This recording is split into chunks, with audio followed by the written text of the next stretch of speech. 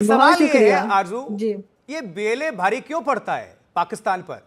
Pakistan army तो बहुत दम भरती है, लेकिन काबू अब तक नहीं पा रही है। कलाई खुल चुकी एक बार फिर से दुनिया के सामने पाकिस्तान की। देखिए, इस तरह के ऑपरेशंस में टाइम तो लगता ही है, तो ये तो नहीं कहा जा सकता कि कलाई खुल गई है, लेकिन हाँ, कलाई उसमें ज़रूर खुल गई है कि जो कहा जाता है कि नंबर वन एजेंसी है, तो एजेंसी को पता क्यों नहीं लगा कि इस तरह का अटैक होने वाला था। तो पहले से इनको मालूम एजेंसी को होना पता चाहिए। क्या लगा? एजेंसी के तो लोग ही अंदर हाईजैक हो गए थे।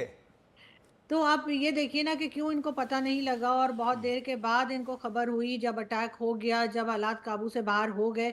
और दूसरी बात ये कि कई लोग जो हमारे यहाँ ये भी बात कर रहे हैं कि कुछ दिन पहले जो है वो हमारी जो फौज है या इस्टेब्लिशमेंट है और गवर्नमेंट की तरफ से कहा गया था कि जो ऑफिशियल्स हैं, यानी कि जो सिक्योरिटी ऑफिशियल्स हैं, वो एक रोड के ऊपर ट्रैवल ना करें, बाय रोड ना आए, और उनके ऊपर अटैक होने का खतरा है। तो फिर इतने सारे लोग जो हैं वो ट्रेन के अंदर एक साथ कहाँ भेजे जा रहे थे, क्यों भेजे जा रहे थे, और उस वक्त क्यों नहीं सोचा गया कि कोई अटैक हो सकता है। ये छोटे छोटे अटैक तो बहुत टाइम से बलूचिस्तान में चल रहे हैं। बलूचिस्तान की हालत बहुत ख़राब है, मीडिया भी वहाँ पर कोई ख़ास रिपोर्टिंग नहीं कर पाता और सिर्फ अंदाज़ा ही दिया जाता है। लेकिन अगर हम सरदार अख्तर खान मैंगल को सुने तो उनका यही कहना है कि हालात बहुत ज़्यादा ख़राब हैं, और गवर्नमेंट जो है वो कुछ करने के लिए बिल्कुल बेबस दिखाई देती है। उसके साथ ही आपने मौलाना फजलुर रहमान को भी सुना होगा, जिन्होंने कहा है कि 5 से 7 डिस्ट्रिक्ट ऐसी हैं बलूचिस्तान की जो अलहदगी चाहते हैं, और अगर वो यूएन में गए तो उनकी बात को सुना जाएगा। लेकिन अनफॉर्चुनेटली हमारे लोग जो हैं, या कह लीजिए जो एजेंसी के लोग हैं और जो गवर्नमेंट के लोग हैं, जो पॉलिसीज़ बनाते हैं, वो बलूचिस्तान को सीरियसली नहीं ले रहे, वो इन अटैक्स को भी सीरियसली नहीं ले रहे। वरना बीएलए पहले इतनी स्ट्रांग नहीं थी जितनी अब हो गई है। यानी कि इस वक्त आप ये देखिए कि जो पिशावर में बच्चों के हम्म। स्कूल पे जो अटैक हुआ था, उसके बाद ये सबसे बड़ा अटैक है पाकिस्तान का। और इस ठीक है। बात को भी कल पूरा दिन ऑलमोस्ट मीडिया पे नहीं आने दिया गया, और इस वजह से जो है वो काफ़ी ज़्यादा चीज़ें ऐसी हैं जो हम आपको शायद बता भी ना पाए।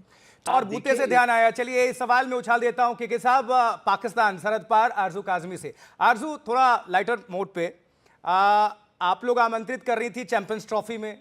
आपके आईएसआई वाले, आपके पाकिस्तानी आर्मी, वो तो खुद को सुरक्षित नहीं कर पा रहे हैं। आप बुला रहे थे हमारी भारतीय इंडियन क्रिकेट टीम को वहां पर, क्या हालात होते? अभी तो ये भी चर्चा है एक। डेफिनेटली ये एक वाकई में बहुत बड़ा सवाल है, लेकिन जाहिर है कि अगर हम बुला रहे थे तो हम कुछ ना कुछ बंदोबस्त करके रखते। अब बम फूट जाता है।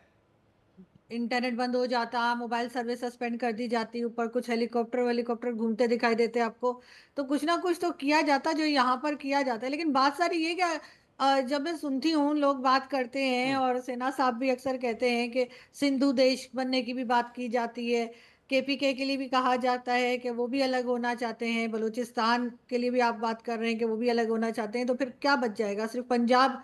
शायद इसीलिए कुछ टाइम पहले नवाज शरीफ साहब कह रहे थे कि पीआईए खरीद के उसका नाम पंजाब एयर रख देंगे। और जब लोगों ने ऑब्जेक्शन किया कि आप पंजाब एयर क्यों रख देंगे, तो मेरे ख्याल में उनके माइंड में यही कुछ चल रहा होगा कि सब लोग अलग अलग हो जाएंगे। लेकिन बहरहाल इस किस्म की जो प्रॉब्लम्स हैं वो पाकिस्तान फेस करता रहता है, लेकिन पॉलिसीज इनकी जो है वो ठीक नहीं है, और यही पॉलिसीज की वजह से ही हम ये सब कुछ भुगत रहे हैं और देख रहे हैं। लेकिन अनफॉर्चुनेटली मानने को ये तैयार नहीं है। जब जिस जमाने में ये अफगानिस्तान जा रहे थे और वहां जाके मिठाइयाँ बांटी जा रही थी, और कावा पिया जा रहा था, और कहा जा रहा था कि जी ये तो बड़ा हमने जबरदस्त जंजीरें काम किया, काटा आज है। वही चीज हमारे गले पड़ गई है। अब वही चीज हमें अचानक से बांग्लादेश से प्यार आ गया है हमें, और हाँ। हम आना जाना हमने बांग्लादेश में शुरू कर दिया है। अब देखें वहां से कब ये जिसे कहते हैं ना कि हमारी टेंशन कब शुरू होगी वहां से। लेकिन इस वक्त तो यकीनन जो पाकिस्तान की सिचुएशन है, ऐसे में हम यही बात कर रहे हैं कि कौन आएगा यहाँ पर इन्वेस्टमेंट के लिए, कौन आएगा यहाँ पे, जो इंटरनेशनल कंपनीज है वो क्यों आएंगी। और उसके साथ साथ चाइना का जो हाल आपने देखा है, 11 साल में सीपीसी जो है वो ज़रा भी आगे नहीं बढ़ा है। हर बार जाकर, क्योंकि चाइना को भी हमारी ज़रूरत है, क्योंकि जब कभी उसे भारत को आंखें दिखानी होती हैं तो हम ही काम आते हैं। अमेरिका को भी हमारी ज़रूरत है, जब अफगानिस्तान को या चाइना को या इवन भारत को आंखें दिखानी होती हैं, तो हम तो इसी तरीके का काम सालों से करते आ रहे हैं, और अब अनफॉर्चुनेटली हम इसी के आदी हो गए हैं। लेकिन यहाँ पर सिचुएशन जो है इस वक्त वाकई में बहुत ख़राब है। और डेफिनेटली बहुत से लोग कहते हैं कि जी सबकी जरूरत पाकिस्तान का पाकिस्तान है। इम्प्रेशन आप बार बार चाइना बोलती है, इम्प्रेशन अमेरिका खराब हो बोलती है, रहा हर है। जगह से, लेकिन बिल्कुल। पाकिस्तान की जरूरत क्या है इस वक्त? क्या देखिए पाकिस्तानी पाकिस्तान, हुक्मरान इस पर विचार करते हैं कभी? देखिए, मैं यही कह रही हूँ, पाकिस्तान को आदत पड़ चुकी है कि ना हमने काम करना है, ना हमने ट्रेड करनी है, ना अपने नेबर्स के साथ हमने कोई ढंग से रहना है। हम अभी इसी तरह के पैसे हमें मिला करते हैं, ऐसे ही फंड्स हमें आते हैं। पहले हम अफ़गानिस्तान के नाम पे फंड ले रहे थे, अब हम किसी और तरह से फंड ले रहे होते हैं। तो हमारे यहाँ तो यही एक सिलसिला बन गया है और अनफॉर्च्युनेटली ये मुझे फिलहाल बहुत जल्दी ये सिलसिला खत्म होता हुआ दिखाई नहीं दे रहा। ठीक है, कमर आगा साहब,